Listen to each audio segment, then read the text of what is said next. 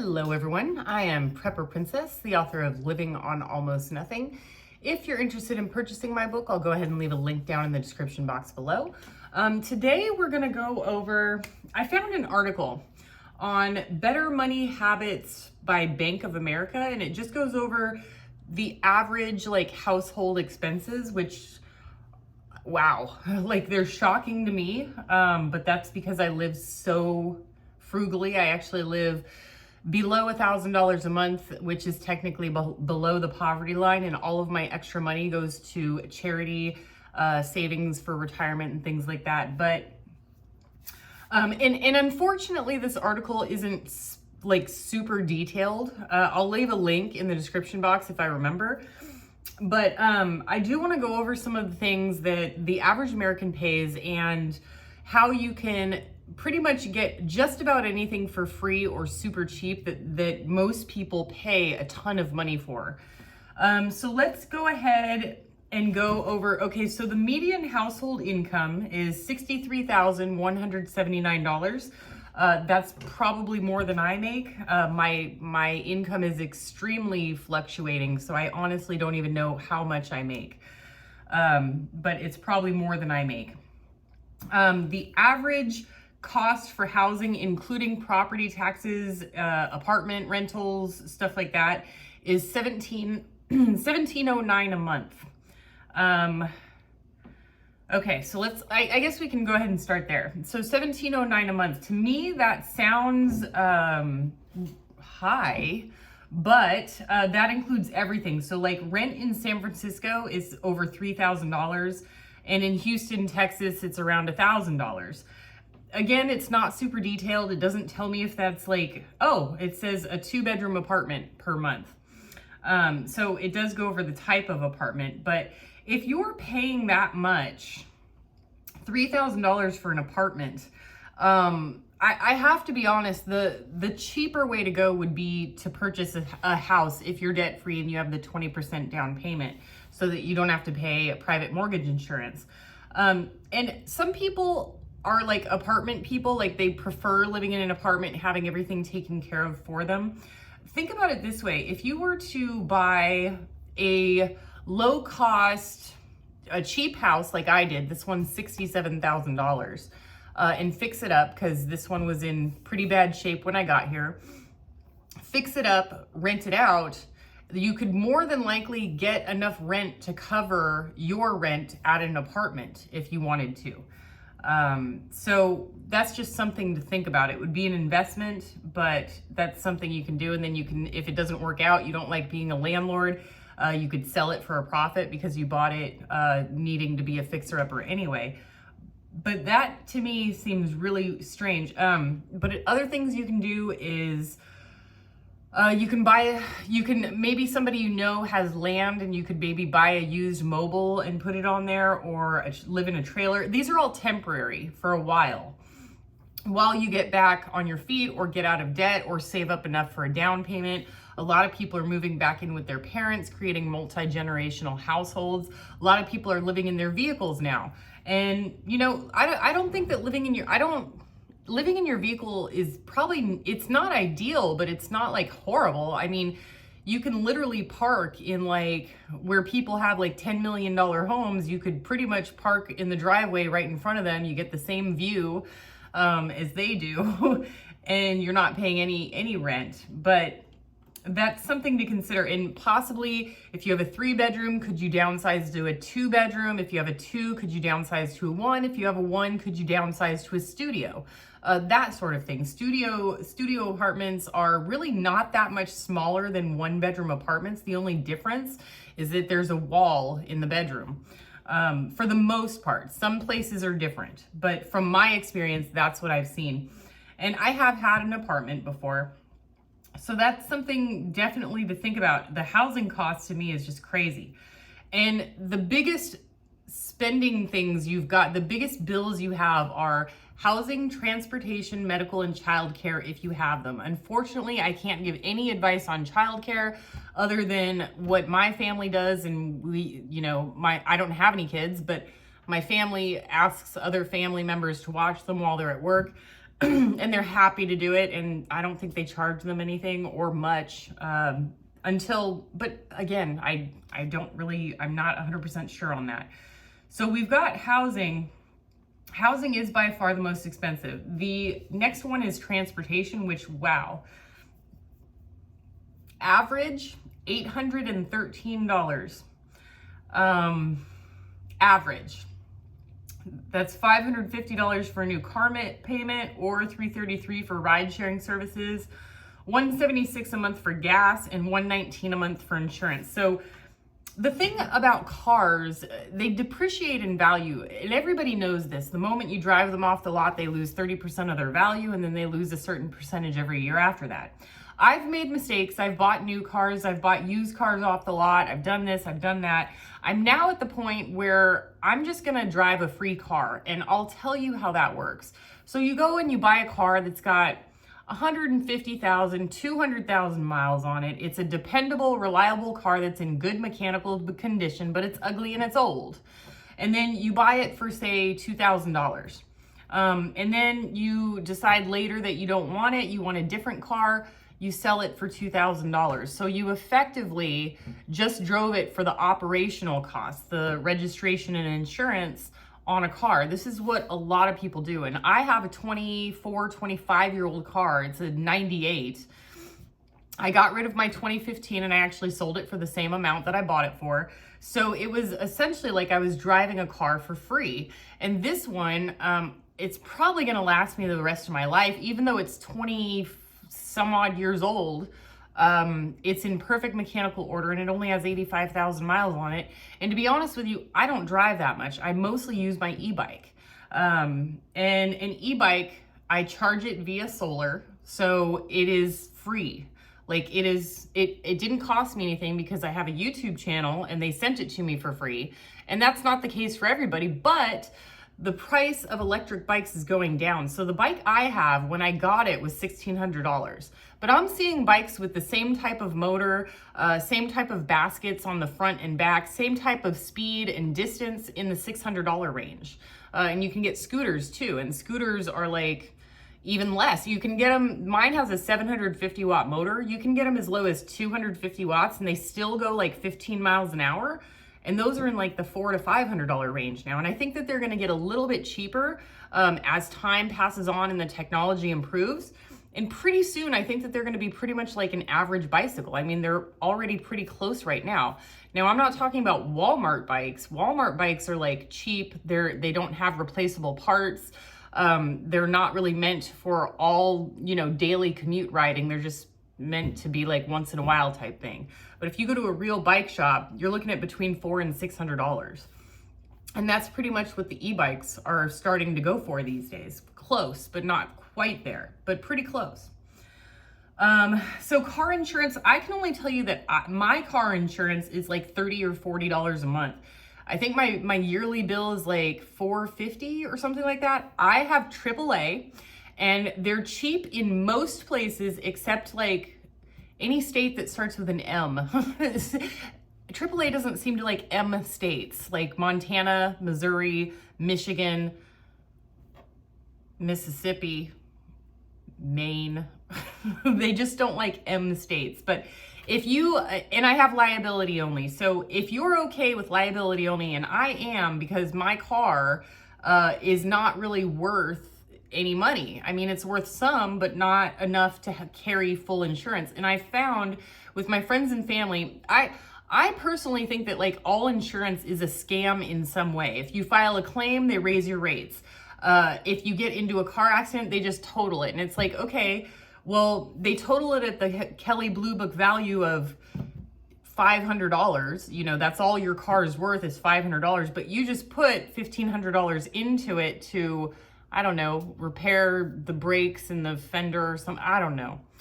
But it seems like the car insurance never pays the value of a car, whether you're fully insured or partially insured, in my opinion.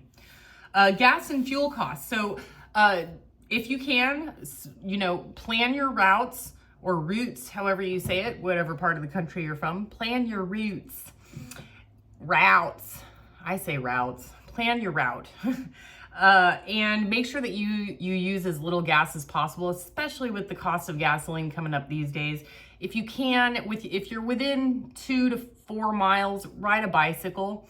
It's going to save you on those gasoline costs and the wear and tear on your car. And I personally implement credit card rewards points with just about everything.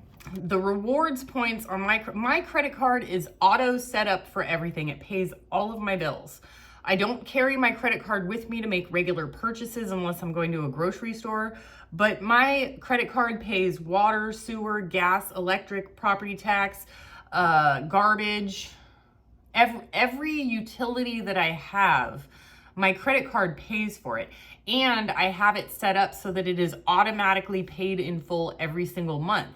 And then once in a while, I'll go in there and look at my rewards points, and it'll say you have a rewards of $67.50. Rock on, I'm gonna fill up my gas tank and it's gonna be free. That's what I do. Not everybody is responsible with credit cards, but credit cards can be a great tool if you know how to use them when it comes to money spending and money saving. I don't know anything about ride sharing, sorry. Healthcare, the average is over $400 a month. I don't know if it doesn't say if that's per person or per family. It doesn't say, but the cost of healthcare is only going up. And what I did is I went to healthcare.gov, and what it does is you type in what you're looking for. You know, do you want a high premium, a low premium? Do you have a lot of prescriptions? Do you like to go to the doctor a lot? Or are you looking for only like catastrophic emergency services in case you have a heart attack or get into a horrible car accident or get cancer? It really depends on what your personal preference is and what you want and what you need. So those, and then they'll take the place that matches all of your requirements and list like 5 different places and give you the best prices and the best deals. So healthcare.gov, that's where I went. And that's if you don't have a job that pays for medical insurance. Typically, when you have a job that pays for medical insurance or a large portion of it, that's going to be your cheapest option, but not always. So even if you have medical insurance with the company that you work for, make sure you do a comparison on healthcare.gov. I'm sorry I have to skip over childcare. I don't know anything about it. Okay, and then it goes to other things we spend money on each month on average. Wow. Okay, so groceries and dining is $660. Again, it doesn't say if that's per person or per family. I don't know. Okay, so let's start with this. You don't want to change your eating habits much, right? And you want to do everything that you've done before. Okay, here's a couple things. For starters, when it comes to breakfast is the cheapest meal of the day. And you can have breakfast for dinner. It's okay. But the cheapest things that you can do are things like pancakes, right? Krusty's pancake mix, they make 30 servings, and I think it's 2 pancakes per serving for like I think I got it for $6.83 at Walmart. And it's just a Krusty's family size. It comes in a blue bag with a yellow top. Super cheap. You can have pancakes every day for a month. And again, this is temporary. It doesn't have to be like this every single day. Another super cheap meal is just toast and jam with 1 scrambled egg. Eggs are even getting expensive. It's like $4 a dozen now. So that's like 30 cents an egg. Ish. Yeah. So 1 egg instead of 5 eggs or however many eggs you have. So 1 scrambled egg, a couple pieces of toast with jam. That's going to save you quite a bit of money. Another frugal one is oatmeal. You can do it flavored or unflavored, and a half a banana. So you got or doesn't have to be a banana, but the banana is the cheapest. So you can have oatmeal with banana. And if you like to change it up, you can change it up in 3-day increments. So one day you have pancakes, and 1 egg. The next day you have toast and jam and an egg. The next day you have whatever it is I just said, because I already forgot. And then the next day you have bagels, and you can do that, you know, bagels and cream cheese or bagels and peanut butter, bagels and butter, whatever. Just do it in those increments and go and repeat those increments as much as you possibly can. If you grow your own fruit and vegetables, great. So you can add onion to your eggs that you're growing. You can add spinach, arugula. If you're growing oranges, you can make orange juice or have an orange with your breakfast. If you grow apples, you can have an apple, piece of fruit. That's great. Cheap lunches are typically sandwiches. Tuna, a can of tuna. 1 can of tuna will make 2 sandwiches. You add I like to add just onion and mayonnaise and a little bit of salt and pepper, but add your stuff, add your pickles. I don't know what else other people add, but just add that, make 2, you can probably even stretch it out to 2.5 or 3 sandwiches and a piece of fruit and have that for lunch. It's very simple, very easy. Quit drinking drink less of sodas, beer, sugary drinks, whatever it is where drinks cost money. Drink less of them or none at all if you can get away with that. But if you do that, it's going to reduce your caloric intake. So you might be a little bit more hungry. But breakfast and lunch are like super, super easy and super cheap. Don't buy the pre-sliced deli meat. Get a whole chicken, cook your chicken for dinner, take the leftovers and have a chicken sandwich for lunch the next day. Think of it as like the day after Thanksgiving leftovers. Like just start using leftovers from your dinner for your lunches. It works and it's gonna save you a ton of money. The less food waste you have, the more money you're gonna have in your pocket. When it comes to dining out, there's a couple different things you can do. Only order water. If you like lemonade, order lemon with water and sugar on the side. Order water with lemon and sugar on the side. Make your own lemonade while you're at the restaurant. Otherwise, just drink water. You're gonna save a few bucks off your bill doing that. Instead of ordering a full meal, like for instance, just order an appetizer. For instance, the difference between an appetizer and a meal is typically just French fries. So if you look at like chicken strips on the appetizers, it's like $6, $7, $8, whatever. And then you look at the chicken strips on the full meal and it's like $13. And the only difference is they added French fries to it. French fries are incredibly cheap. And then when it comes to dinner, make sure that you add things. Don't make this an entire portion of your meal, just as an additive. It'll fill you up and it's good for you. Things like rice, brown rice, pastas, potatoes. Those are some of the cheapest foods, and you don't have to use them as a main course, like have a baked potato for dinner, but you can fry some potatoes and have fried potatoes or French fries and make them yourself, and that will add on to your meal for super, super cheap. Subscription services, $237. That's the average. That's the average. Okay, so I am really fortunate. I have a subscriber who gave me Disney Plus. I'm actually watching Captain America right now. And I have a friend who is sharing their Netflix with me. So just put the word out there that you'd like to share with other people and do an exchange. So, hey, I'll give you some Amazon Prime if you give me Netflix, or I'll give you Disney Plus if you give me Apple TV. I'll give you AMC if you give me Paramount, stuff like that. It can at least reduce it in half, but the subscription services, I'm not really sure what that all entails. Again, it's not super detailed, but it's something that you can share those things. And one of the things that I do, and I get some fluff for this, that's fine by me, Amazon offers Amazon Prime for free twice a year for 1 month at a time. So whenever I'll put like a huge list in my shopping cart or whatever, and usually I will save up those things over that 6-month period of time, and I'll wait until they offer Amazon Prime for free. I'll take the free, I'll share with my friends, and I'll tell them I'm only gonna have it for a month. I'm gonna cut it off on such and such a date, put it in my calendar, cut it off. They don't get to charge me. Now, some people say that's dishonest, knowing that you're not going to continue with the subscription. Well, I don't know if I'm going to continue with it or not. Every single time that they offer it to me for free, I'm like, okay, well, I'll take it for free, and if I want it, I'll continue. But that's never been the case in the past. They just don't have enough good movies and good stuff in order for me to keep. And that's another thing that everybody should know. Like Amazon, when you go to Amazon Prime, even if you are not an Amazon Prime member, they have free movies, so free with ads. free with ads, and usually it's from a place, and it says like Freevee, Freeveee. Well, Freevee is an app that you can get separate from Amazon, and it has all the same movies that Amazon has. So what's the point in paying $10, $15 a month from Amazon if I can get it for free on a free app on Freevee on my Roku box? Which brings me to the Roku box. Now, you do not need a Roku box if you already have a smart TV. You can add whatever streaming channels you want onto your already existing television. But if you don't have one, for instance, my TV is a refurbished smart TV that I got for like cheap many, many years ago. The problem is that the smart portion of it doesn't work.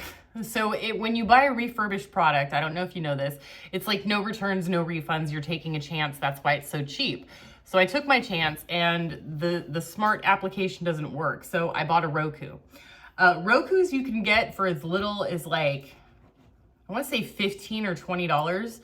And it keeps all those free apps, all of those streaming channels on the Roku. If you're interested in figuring out how Roku box works, just type in Prepper Princess free cable, and it'll come up with the video where I show step by step how to set up a Roku box, how to get all of the channels for free. And I like my Roku more than cable TV. Like, I've had cable TV and I like Roku more. So it has way more than cable ever had to offer. I don't have to be at home at a certain time in order to watch anything off of my Roku box. It's there, it's ready. I can watch whatever I want, whenever I want, which is awesome. $155 on clothing and shoes. Now, most people are going to tell you, shop at a thrift store, which is great. But it's what I used to do. But then I realized that I was using it as an excuse to buy more. So you go to the thrift store and you're like, oh, jeans are 2 for $5. So I'm going to get 4 of them and spend $10. This is going to be great. And then my closet started overflowing with clothing, which was like no fun. And I sort of turned to minimalism. So I don't go to the thrift store unless I'm looking for something very specific. That's where I get all my Christmas wrapping paper. And a couple of the things on this shelf, you'll see that I got from the thrift store. Now, this house is going to be rented out, fully furnished as it is right now, as you see it. And those, I got 5 books for $1, including like the Bible, Webster's Dictionary, and something from like James Patterson, and I want to say Nora Roberts, some really famous writers. And then there's a little thing of checkers and some bubbles, and then we got some soap and some gum in the original package, and a fake flower. Got that all at the thrift store, except for the bubbles that was like 85 cents at Walmart. But I figure if somebody rents this place and they have a kid, they'll have something to do other than watch TV. But for the most part, I don't shop at thrift stores anymore, but that's because I don't shop anymore. So currently I'm wearing a pair of pants that I got from Target for like 25 bucks, right? But it's the only pair of jeans I own. I have these jeans, and I have an extra pair of jeans that are like covered in paint and holes and stains. And I use those for when I'm doing projects around the house to make it pretty. And when I move on, it's gonna be my mess up pants. And then I've got these regular pants. And that's about it. And then when it comes in, it's okay to get 2 pants for $5, but I'm getting older and I'm sick to death of the thrift store having those low-rise jeans where like they go all the way down to my butt crack and then they just start falling off unless I'm wearing like a belt that's super tight. So I got my first pair of mom pants. They call them mom pants, which just means they're high-rise. They go above the belly button and they're comfortable and they actually stay on and don't fall off or squeeze my side tire muffin thing, whatever you want to call it. But they were $35 and it's the only pair of jeans that I wear. My shirts are mostly just Amazon basic. You get them 2 for $15. I've got a summer wardrobe and a winter wardrobe where my summer wardrobe is like 2 or 3 shirts and my winter wardrobe is mostly plaid button-ups, flannel button-ups. And you can usually tell the difference of what season it is based on what shirt I'm wearing. And right now it's hot weather, as you can see from what I'm wearing, my Amazon Basics. Right now I live in the desert. This is a very specific breathable fabric. It's not cotton. It's like a stretchy thing that whisks the sweat away.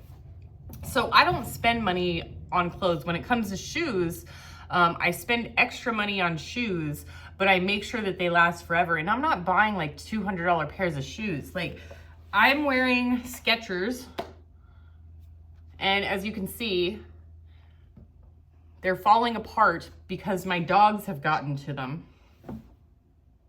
One dog there, one dog there. I see you. I see you. And I don't replace my shoes until they have holes in them and I'm walking in water and my feet get wet. Other than that, I don't buy new shoes, and I have 2 pairs. 3. I have 3 pairs. The other pair is a pair of interview shoes that I only wear during interviews. And that's it. That's all I've got. I'm very minimalistic with my wardrobe. And my grandma was the same way. She had like no clothes when she passed away. And I remember the place she was staying, the facility, they said, can you bring her some clothes? She doesn't have any clothes. And I was like, she has all of her clothes. Like, that's all she has. That's all she's had for 10 years. But that's the way I am too. I don't want to wake up and look in my closet and be like, I don't know what to wear today. There's too many choices. I get choice fatigue and I don't want the choice. So I just leave it as is. But if you are going to go shopping, either use your credit card rewards points and purchase online, and don't be afraid to return it if it doesn't fit properly, or just have a very minimal wardrobe. And if you are on the really low income end, then yeah, definitely shop at thrift stores. But just remember, don't shop just for entertainment. Don't shop just because you have nothing to do. Only shop if you need something.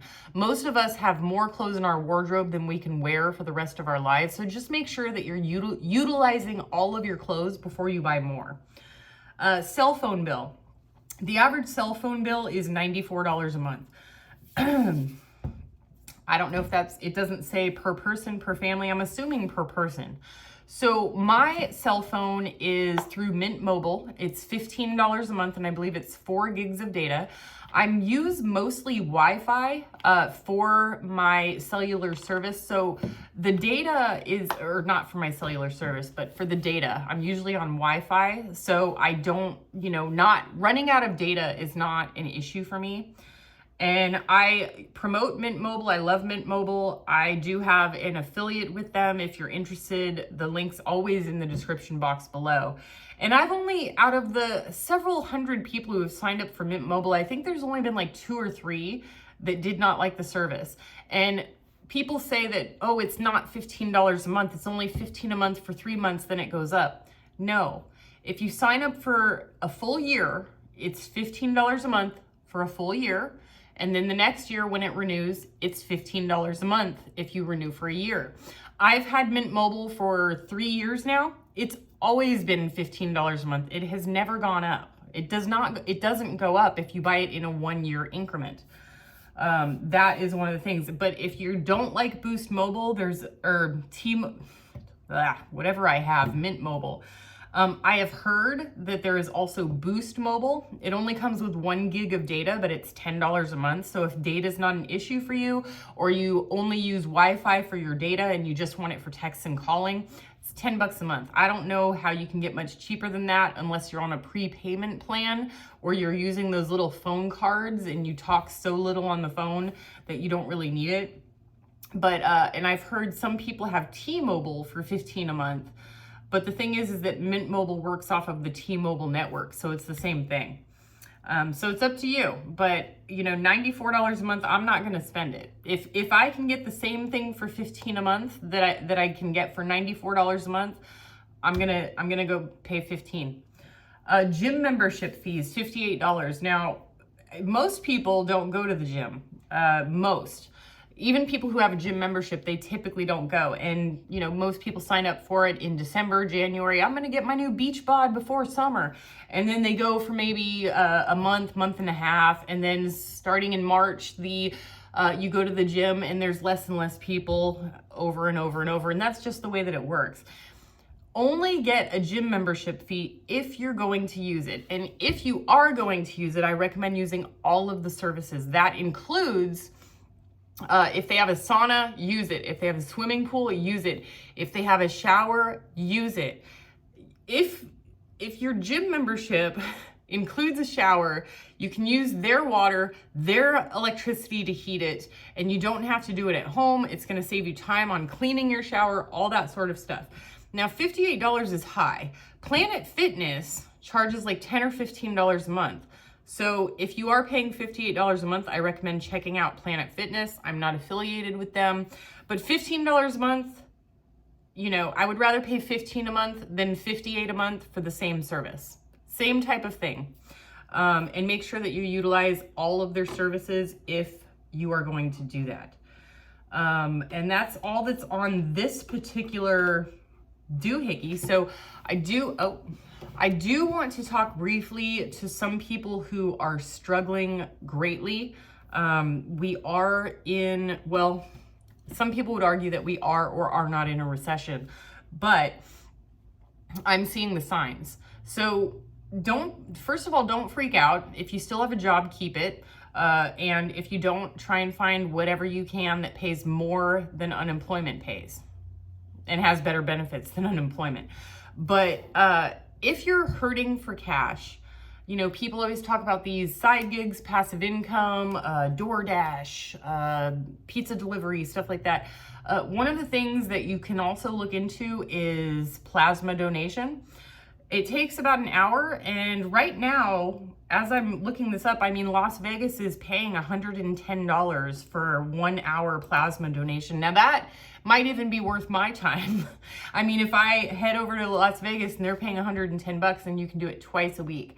So even if that's only like some sort of introductory thing and they're only paying you half that, and each household has 2 members that are contributing financially, that is $100 a week for 2 people. You can do it twice a week. So that's $200 a week. That adds up to $800 per month. If you can find a way to donate plasma for $50 a week per person, that's $800 a month. Yeah, $800 a month. And then if it is the 110, then shoot, double that. It's like $1,600 a month. That's a quick way to make a buck. Even if you're only making like $25, you know, $25 for sitting there for an hour, that seems like pretty easy money to me. So you can consider something like that. You can consider something like DoorDash, Instacart, delivering pizzas. At least if you're delivering pizzas, you'll get on their payroll, and maybe they'll offer some benefits. You never know. Maybe you can get some free pizza, free food. Don't be afraid to check the food bank. There are no maximum financial requirements in order to qualify to get food from a food bank. And don't let it get to the point where it's so bad that you have no money and you're desperate. Try and utilize the food bank before you get to that point. And if you're embarrassed about it, try and make it into a game. Try and make it into a game of how many meals can I make with these different items? How many times can I feed myself with these different items? How many different meals can I make? Like, how can I change this up? Just turn it into a game. And heck, even start a YouTube channel and start documenting your food bank meals. I see a lot of people doing food bank hauls, but they never show what they cook with the meals. I think that would be like a really successful YouTube channel, is going to the food bank, getting the food, and then showing a document, like this is what we ate Monday, Tuesday, Wednesday, Thursday, Friday from the food bank. And this is how I cooked it, and blah, blah, blah, blah. I think that would be really great. Just a thought. Just a thought. I bet you would have hundreds of thousands of subscribers within a few months. All right, folks, that is what I've got for you today. Hopefully you can get your bills down as much as possible.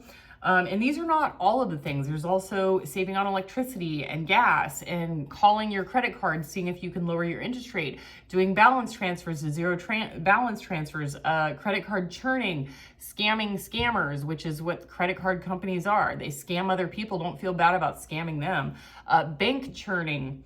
You can make money off of credit cards, and you can make money off of your bank account instead of them just making money off of you. There's also high interest savings accounts. I think Capital One's got like 2.1% right now. And it may not be inflation, but it's a lot better than like 0.001 that the regular banks are offering. You know, do everything that you can to make every extra penny you can. And hopefully, if you're in debt, you'll get out of debt, and then it's just smooth sailing after that. Do what you can with what you've got. Prepper Princess out. I didn't want to kill him, but I must have. So I think the dogs are getting accident. along now. Drove myself to an accident. So what changed then? Because after that, you started killing people on purpose. Well, I started